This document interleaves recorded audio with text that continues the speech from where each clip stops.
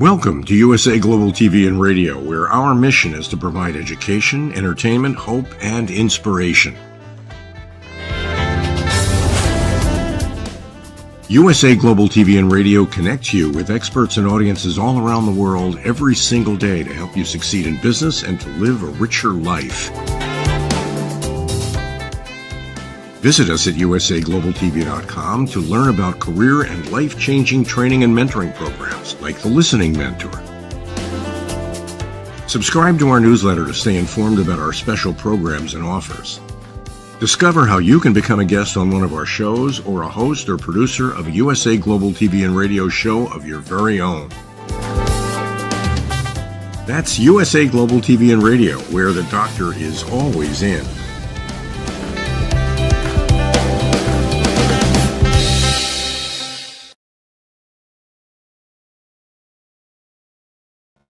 Hello, everyone. A big and friendly, warm welcome to USA Global TV and Radio, where we provide world-class education, inspiration, and hope. And for all of our entrepreneurs across the world, 2024 is the year where we help you sell your vision. I'm Jacalyn-Kerbeck, and our show today is the Resume Whisperer. And the star of our show, Mr. JosefStetter, is back again with another fabulous episode. This is a continuation of an episode that we did previously about the power and the value of etiquette and manners in your job search. Joseph has helped over 11,000 people across the globe find employment. He is an expert in this field, not only with resume writing, but with career development. And he is the go-to person you want to contact to help you with your career. Let's welcome him to our program today. Hello, Joseph. How are you? Excellent. Yourself? I'm doing very well. It's nice to see you, and I'm glad that we're back for a second part of this really important topic. Thank you. I'm excited to be here and to share my wisdom and ideas and thoughts about it. Wonderful. You know, I don't know that people would actually think that etiquette and manners and job search would necessarily go together. But as we know, the first impression that we make, the way that we show up, the way we conduct ourselves, that does leave a lasting impression. And for a hiring manager or a future employer, they're thinking, am I going to be able to work with this person? Do I want this person to be representing me as a brand ambassador? What are your thoughts? Well, again, definitely society is changing. The pandemic has kind of created a model where, and I guess the younger generation, millennials, feel like they're owed and they're angry and they blame everybody else and there's no responsibility. And we're becoming a society where, there's less ownership of what you do and there's less, application of standards of living, like being a gentleman. It's amazing to me how rude people can be. Yes, if are working white collar professional job and you're going to a restaurant, there's no need for you to be rude. There's no need for you to yell and scream at people. In fact, you'll probably get a much better service if you take the time to smile, you take the time to acknowledge the person, that they're a human being, that they're doing a job, and they're doing their best. Yes, there are exceptions where you do have bad service, but we seem to be losing the standard of quality, and now it's become quantity. And we are now in an era of AI boom where we're even sacrificing even more by saying, okay, a machine can do it, and we don't need humans. And I think that is a huge mistake. And yes, there's a lot of benefits to AI. I'm not saying that AI is bad. I'm simply saying that, you don't make decisions because you got a good email. Like, I don't buy anything just because somebody wrote me a well-crafted email. I might be intrigued by it, but I need to speak to the people. I need to understand what they do and what their expertise is before making a decision. And so if we lose this art of etiquette and we lose the the importance of common sense, which is scarier and scarier how far away we're moving from common sense, um, you're going to see a lot of companies struggling because they don't know how to communicate. We now have for the first time ever, 5 generations working together, which all have a different communication style. We have, you know, a demand for more, more, more without a kind of moment to pause and go, wait a minute. There's humans that need to do X, there's humans that need to do Y. And as much as machines can do this, without the humans, we can't. For most businesses, especially in service businesses, especially in this, you cannot exist. So, you know, there is now, I think we mentioned in a few other shows, in the United States, there is currently approximately 6 McDonald's that are completely autonomous. There's not a single human being that works there. And as much as robots can read data because people are self checkout or so forth, what happens when a machine breaks? What happens when people try to customize the order, but machine's not programmed for customized order? Like when I go to burger joints, I love pickles. So I usually ask for a lot of extra pickles. So if you have a machine that's defined to give you 2 pickles and that's it, I'm not satisfied with the burger I got. And this is where etiquette becomes a big, big part of success in business, even though it's not something that's discussed that often. Thanks for sharing that. And I love that you brought up about the McDonald's as well, because I knew that they were rolling it out and I wasn't aware that they were already up and operating. Yep, they're up and operating. There's 6 of them. They're right now seem to be very successful because again, with McDonald's, because everything is preset, like the toppings are the same, the time it takes to make the French fries, the machines are weighted for drinks and everything like that. The human error is not that high, but again, even for me, when McDonald's is not necessarily my first choice, but McDonald's, I'm not a huge fan of onions, but yes, you can choose that on the screen. But when I say extra pickles, if they put an extra 1 piece of pickle and it's like this big, that kind of defeats my purpose of asking for an extra one. When I go there, I will get the quarter pounder with cheese, no roll, no bagel. I mean, no bagel, no onions, no pickles. So that's my thing. But what I wanted to just talk to you about now is because you alluded to something earlier with the way that the generations are and the way that I feel like we're so casual in so many ways. Before you go to an interview, before you go to meet someone, shouldn't you is it a good idea to take the time to look at how you're showing up as opposed to, well, I've got an interview today. I'm just going to hit the gym and then I'll just, I don't know, put on whatever and go there. Because I see people even when they're coming here to do a podcast or a broadcast, I'm thinking, okay, no judgment, but you're not going on today because it's a reflection of our brand. What do you think? I think it really depends on the type of work and the industry you're in.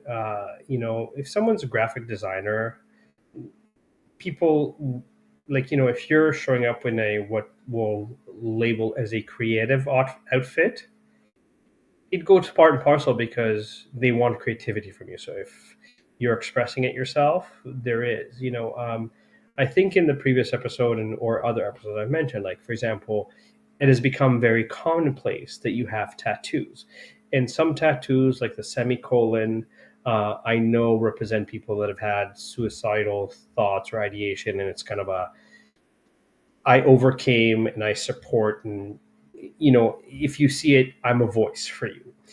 And so nobody takes offense to that. So even if and a lot of people will put it behind their ear here, and because it's small and it's subtle, it's not a big deal. But if you kind of put it on half your face, kind of like Mike Tyson did, might not give the best impression as a whole. So I think that, there is a level where in some companies, casual is the norm, but when you go to an interview, you should at least, at the bare minimum, wear a dress shirt. Not necessarily jacket, not necessarily tie, but at the bare minimum, dress shirt and dress pants, not kind of rip clothes. If you're going into retail, most retails, the high teenagers don't really have expectations anymore of kids dressing up. And because of pandemic, where a lot of the workforce now, I think that in North America, about 30 to 40% of the workforce is now completely hybrid, or even currently remote. Again, you can get away with dressing less if you're on a Zoom call, as long as your, let's say, top half looks somewhat normal. But again, part and parcel, like, if, I always give this analogy because as much as people say, they're welcoming of everybody, we do judge right away. If I'm going to a doctor and my doctor has a rainbow mohawk and 17 earrings here, I might have some questions, right? If I need a painter and I call two people and one shows up in a suit and tie, looks like he's never touched paint in his life, and one shows up in paint overalls, by default, I'm going to trust the person in paint overalls because, at least by first impression, they did the job that they're coming to pitch me. So there is a level where it all, if I go to an account, like, again, if my accountant is working from home and I show up at their home and they're in slacks and whatever tracksuit, be comfortable. I don't care. But if I'm going to a professional office and you're in slack in a jumpsuit and it's not casual Fridays or it's not a themed fun day at work as a part of corporate culture, do I necessarily trust an accountant that's too lazy to get dressed? And this is where a lot of people are very lazy with their LinkedIn profile. A lot of people are very generic and lazy on their resume. So yes, ChatGPT can type nicely formatted resume. But it doesn't necessarily tell your story correctly, but it at least puts things nicer than most people do in a resume. So I think it's really relative to the type of job, right? Like, I know that you work out a lot and now you're a spin instructor, correct? So spin instructor, I wouldn't expect you in a suit and tie. That is a great point. Now, what I want to say about that, I'm a spin instructor and also yoga instructor.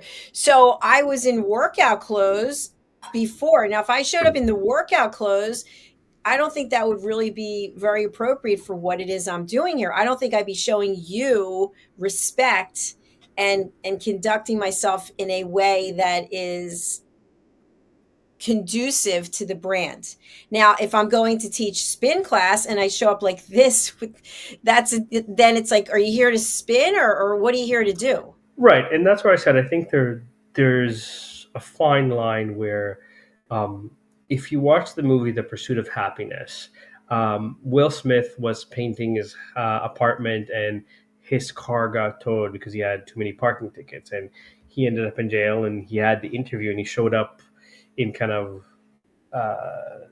you know, pardon my expression, wife beater kind of undershirt and kind of track pants, and they're like, and he took ownership, and he's like, look, I was racking my brain for the past 20 minutes trying to figure out what I'm going to say. The truth of the matter is, I was painting my apartment, my car got towed, and I didn't have a chance to change because I was at the police station trying to get my car back, kind of thing. And they kind of laughed at it, and then I think the executive goes to the HR person that recommended Will Smith, does he usually dress like this? And the HR man said, no, every time I've seen him, he's been in a suit and tie. He's always professional. So again, if life happens, take ownership and just acknowledge it. If let's say you did a spin class before here and there was a serious accident and you got to your house a minute before our show or 2 minutes before our show, nothing wrong with saying, listen, I apologize for having yoga attire today, but there was an accident and I was delayed. And I don't think anybody in your audience would judge you for the appearance kind of thing. And so I think it's relative to the circumstances, the job, the level that you're working at. Obviously the higher your level, the more professional you need to be. Absolutely. Yeah, great points that you made there. One thing that I don't believe we've discussed in terms of etiquette and manners is I remember way back in the day, because I haven't had that many jobs, but if I would go for an interview, I would need to send a thank you note. And it used Mhm. to be a handwritten thank you note. What is the appropriate thing to do now? Is it you just send off an email, you send flowers, you say, like, what do you do? So again, me personally, I encourage people to be outside the norm and be creative. So yes, you can do a handwritten. It's still a beautiful gesture kind of thing. There's free cards like 1, 2, 3 cards or whatever that you can send a card with sounds and music. But again, part of the thank you card is to highlight the conversation, the results that you discussed that you can produce for them to remind them how great you are. But again, similar to applying for a job, in kind of some of the stories that I've like you can send food like fortune cookies and have you know it was an honor, great pleasure to meet you. Imagine how great the fortune this company would be if you hire me. And like play on words in terms of that. You can send a singing telegram. You can send flowers or chocolate. It really depends on your budget. Now, because most of the time you walk through reception to go to wherever you're being interviewed, I would bring go to a pharmacy, a grocery store, buy like a pot of gold or Ferrero Rocher chocolates, and then put the thank you card. And as you're leaving, give it to the reception. Say, "Can you please give this to whoever interviewed you?" Because then they're also getting the thank you before same day, same kind of there, which leaves an even stronger and better impression for them, right? So, um, or on a like I had a candidate that was asked to come in for a second or third interview at 10 a.m. and they told him that this will be like a group interview with 4 or 5 people. So I told him go buy, a box of, I assume Dunkin' Donuts has the mini donuts. In Canada, they're called Timbits. They're smaller circle donut, like not the full size donut, and just buy a box of 40 of them for $8 or whatever it is, and offer that because they'll offer you coffee in the office, but now you're giving them kind of a snack for the interview, kind of thing, and it definitely made an impression of building an into rapport with everybody on the team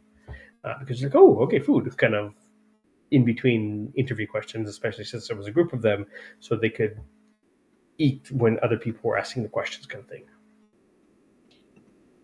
Thank you, Joseph. And in terms of follow up, if you feel your interview didn't go well, so I go for an interview and I call you afterwards and I say, wow, I just think that one bombed. I just did so horribly. Is it appropriate? Does it make sense to reach out to that person with whom you met, maybe make a phone call or send something, say, hey, I know I bombed that interview. Can you give me another chance? Or just wait and see what the results are? So I'm going to answer it this way. We tend to be our hardest critic.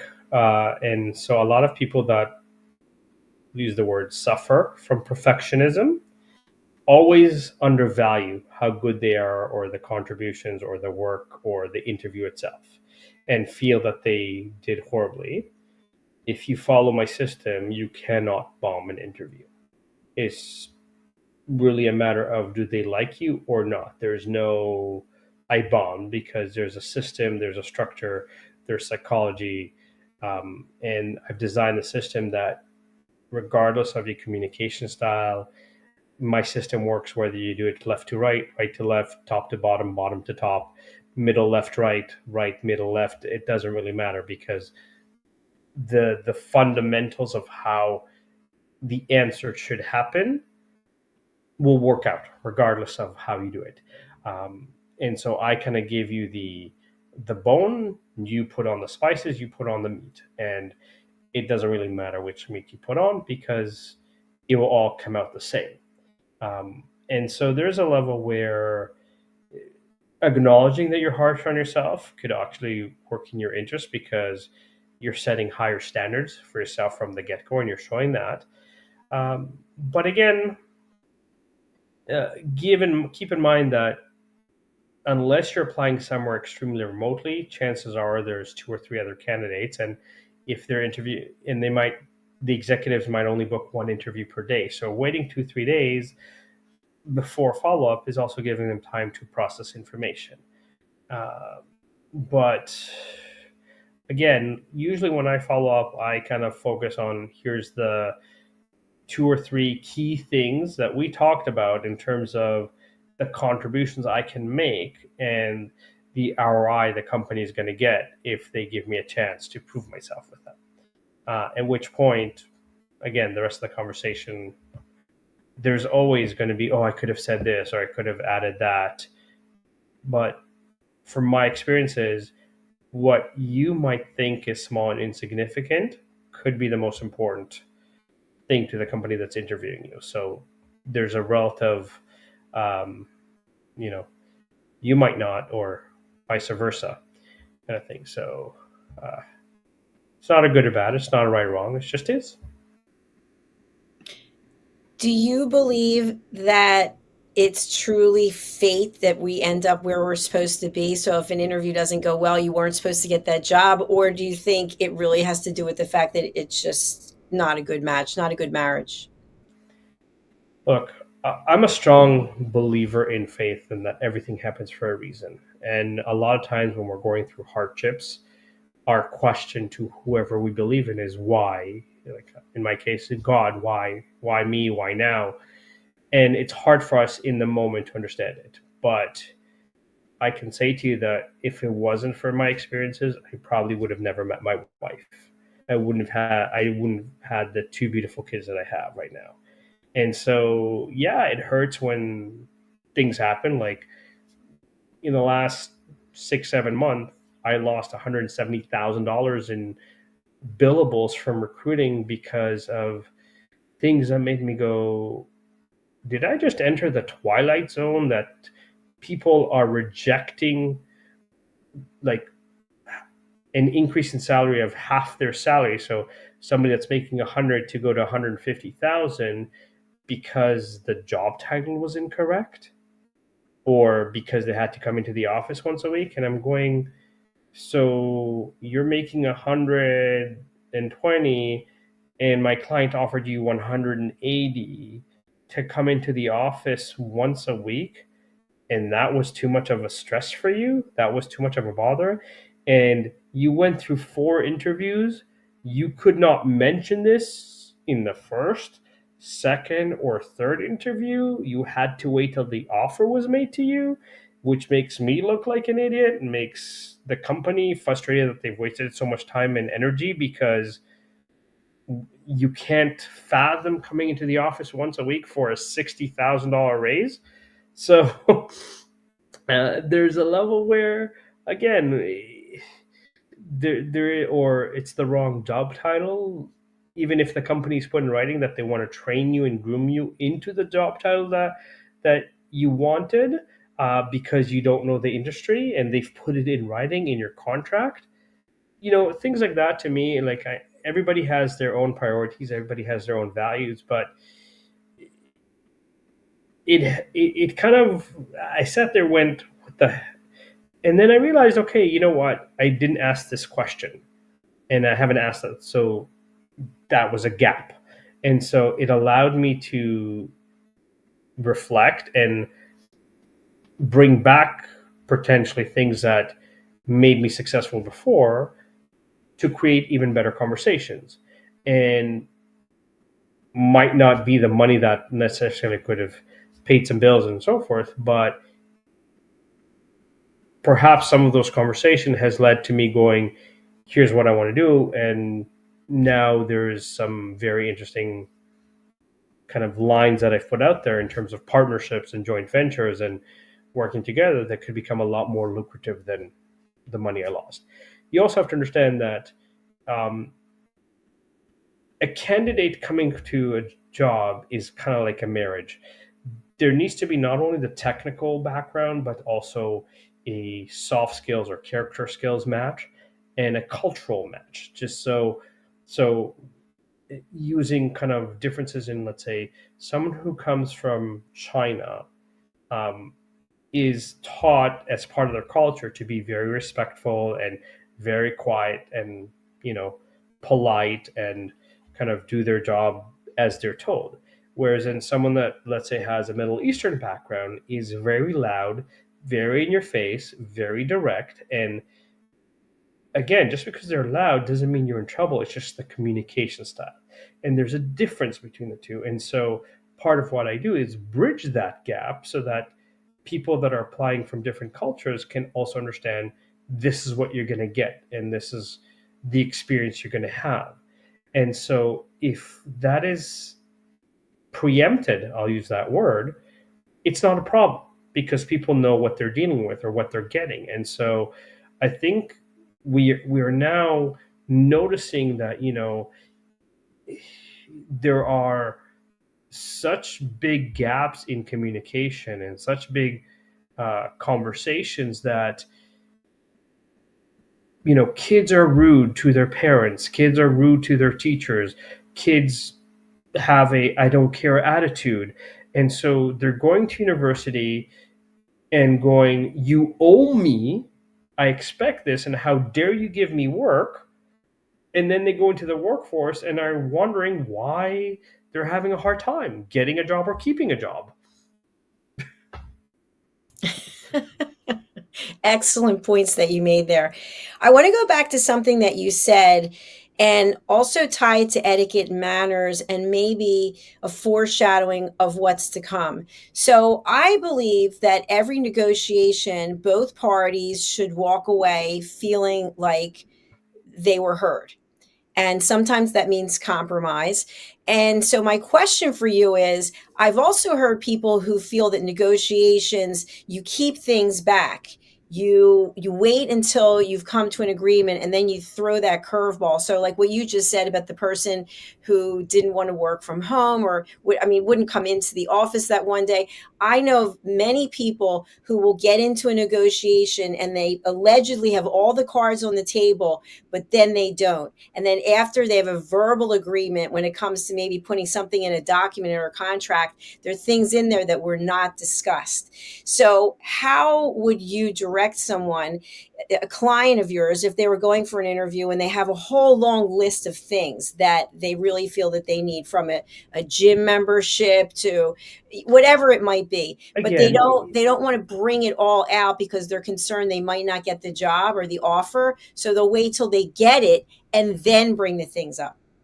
So again, I'm a huge believer in transparency and integrity. So before you get to that level, especially if there's multiple interviews, let's say in a second or third interview, you can say, listen, clearly we're getting to the stage where we're both liking each other. We're, you know, I'm considering working here and you're considering hiring me. Can you give me an idea of the overall package? Is there benefits, the salary range? Are there any perks? And if you ask, are there any perks?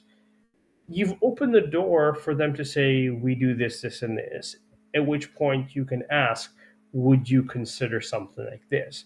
So again, depending on what you're asking for, using something as a gym membership, most gym memberships are $50 to $150 a month. At the end of the day, even at the $150 a month, we're talking about $2,000 extra. $2,000 shouldn't break a company's bank. And if that $2,000 is going to create somebody who's more excited to work for my company because they're going to be more productive because they know their gym membership's getting paid, why waste my time and try to trick me? Let me know. I'll make you happy, produce 10x results I'm paying you, and I'm ecstatic, for example. Right? So if I'm giving you a salary of $200,000 and a $2,000 gym membership is going to make you work harder for me so that you can bring me as a salesperson or as a marketer $2 million plus, I'll spend the $2,000 instantly. I don't even need to think about it. For me, it's so minute. So part of what I'm doing right now with companies is going, when was the last time you checked what the intrinsic values of your employees are? When did you ask them about a vacation that they want to go on? Right. So you can give them a bonus and pay for the vacation and think about the reward. So um, I I use this example because I think this is a common example that people don't understand the value of this. If somebody has an executive assistant or personal assistant, as much as you can give them a few $1,000 bonus, which can help pay some bills and definitely help, instead of that bonus, pay that person a full day of salary and send them to pamper themselves in the spa. For most executive assistants, personal assistants, it is a luxury. And because a massage can cost $150 and doing your, manicure and pedicure and exfoliating your skin and whatever other services kind of there, if you pay, a $500 go pamper yourself at the spa, and I'm still paying your salary for that, I guarantee you that executive assistant or personal assistant is actually going to be more productive, because where they're going to come back, let's say on a Monday, so refreshed and so excited that they got to pamper themselves, that yes, the bonus is like, oh yeah, it's nice, but it's not personal. And it's not kind of, wow, you really appreciate me. You gave me the opportunity to relax. And I guarantee that if you pamper the person, they'll want to do more for you. They'll be more excited because they'll now go, okay, I'm going to work 3 months super hard so I can go to the spa again. Yeah, excellent point. We've got time for one more question, which I have for you, which is along the lines of transparency. And the first thing that comes up for me is a dating situation, but I'm going to parlay it into the business world. So I remember way back when I was interested in meeting someone, my father would say, don't tell them everything up front. Don't tell them you have ulcerative colitis. See if they like you. And yet I wanted to just say, hey, guess what? I have ulcerative colitis. And if they were turned off, okay, goodbye, good riddance. I don't have to deal with you.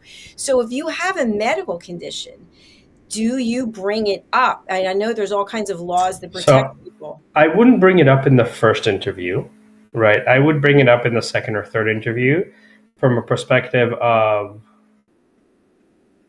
this is not an issue and I know how to deal with it, but I also want you to understand, if you don't see me at my chair, why that is. I don't think that's a problem. And again, there's tact and etiquette in terms of bringing it up. If you bring, like, I have a medical condition, most companies, again, if they like you, won't care about the medical conditions, that they'll support you for it. But again, everything is within reason. There's, like, I would say something like that you can bring up after you get hired, because they don't need to know. But if, let's say, you're applying for a job and you've booked a vacation, right, tell them that during the interview, so that they also know they've made the decision to hire you because you're the best person, but they're not getting a surprise that a month into the job you're going on vacation. They knew that going in, and therefore it's not a red flag that you knew that you had this vacation but you didn't tell us. I think medical conditions, it also varies from medical to medical, because at least in North America, there's a standard of, employment equity and giving those with disabilities, whether medical or physical, the same opportunity to succeed and be part of the company. So, if you need a special desk, if you need a special chair, those are things that the sooner you let them know, the sooner they can make arrangements for it. The ulcer colitis, again, if it's something that you're not, you go to the bathroom 2-3 times a day, but it's not every 10-15 minutes, not that big of a deal, kind of thing. I think it's relative to the extent, and again, given that in many applications it asks you up front, do you have any medical conditions? Because again, companies that want to show that they're equitable want to have a certain percentage of the company that are designated or recognized in whatever capacity that looks like. Great answers. Thank you. I think it comes down to, on both sides, trust. So if you are showing your whole hand, here it is, whatever, you're hiding your cards, it's going to be perceived differently. So I think it's also timing, like what you just mentioned, that it's not on the first interview, it's on the second interview. So but you Joseph, can ask at the first interview, does this company do a one interview or two interview? If it's a one interview process, then you need to tell in the one interview. But if it's multiple interviews, you don't need to say it right away.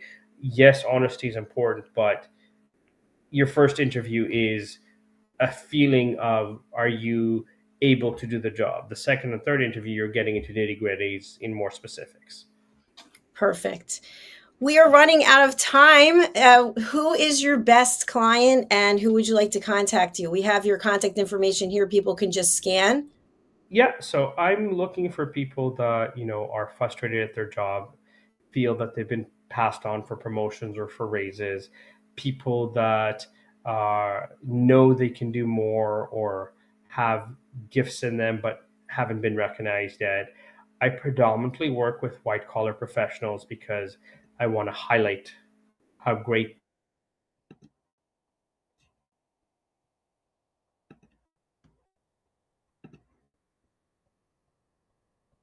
Joseph, are you with us?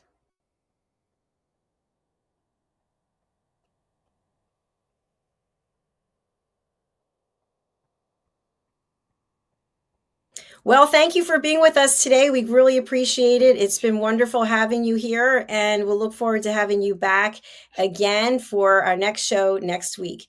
Stay tuned, and we thank you for subscribing to our channel, USA Global TV and Radio. Bye for now.